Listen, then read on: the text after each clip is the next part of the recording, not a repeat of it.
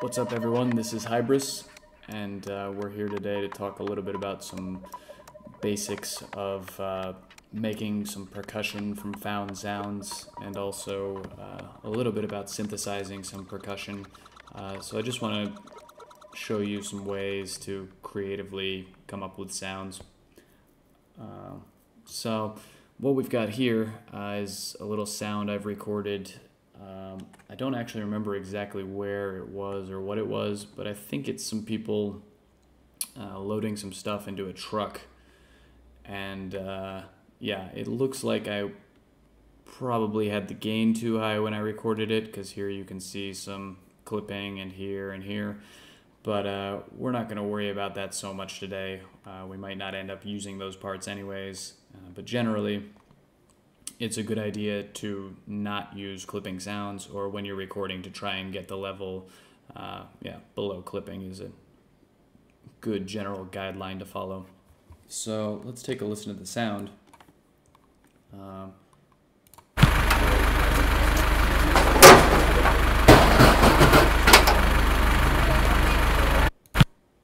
So that's what it sounds like. It's nothing too crazy. But in here I can already see we've got some useful little bits.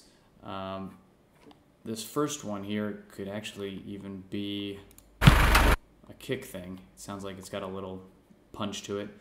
And maybe we'll try and use this second one as a snare and then go from there. So let's move this out of the way, and we're gonna make some tracks to split this up on. So let's start with 4. And what I did there was I used a hotkey to make new tracks. I mean, if you right click, you can add tracks in whatever, or in Cubase. So let's get to cutting this up. I'm going to turn off the quantize here, and we're just going to do this manually. Alternatively, you can double click on the sound and use this hit point detector. The problem with this sound is there's just so much going on and so many little clicky engine sounds that it's detecting too much. So we're just going to do it manually. It's not that hard, and it's kind of worth it. You have some more control over it. So there we go. Got these. Let's drag this down to this track, and this one to this one. Put them on beat. And let's get this guy out of the way. Right, so let's start with this quote-unquote kick. I'm a big fan of color coding my tracks just to distinguish between them. I think it's useful just for your eyes. Some people don't do it, some people do, but I like to do that. So looking at the kick here, there's a little bit of difference between the right and left channel. We're just going to process it, and we're going to use the stereo flip. And what this does is you can either change the channels left to right and right to left. You can make the left be both channels or the right be both channels, or you can combine them or take the different a formant filter, lots of stuff, and each one can be a different thing.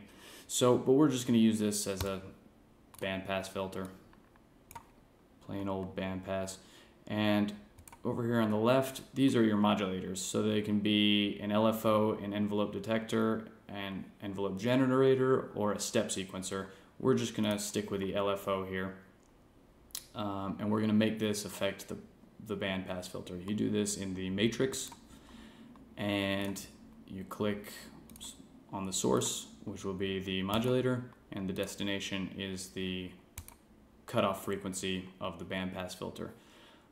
Then you click modulation preview, because this will show you how much it's affecting the sound. And it's pretty quiet.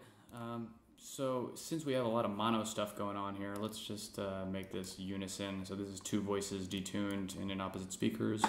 It'll also give us a little bit more volume. And let's draw in a little pattern for the guy.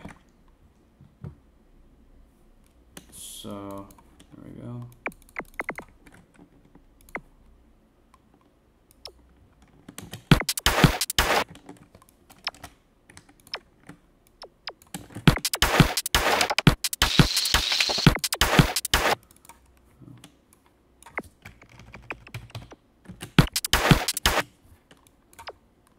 Shorten this one up.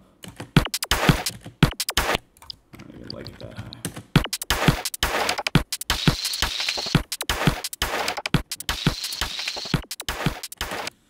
And for the second one, again, same principle.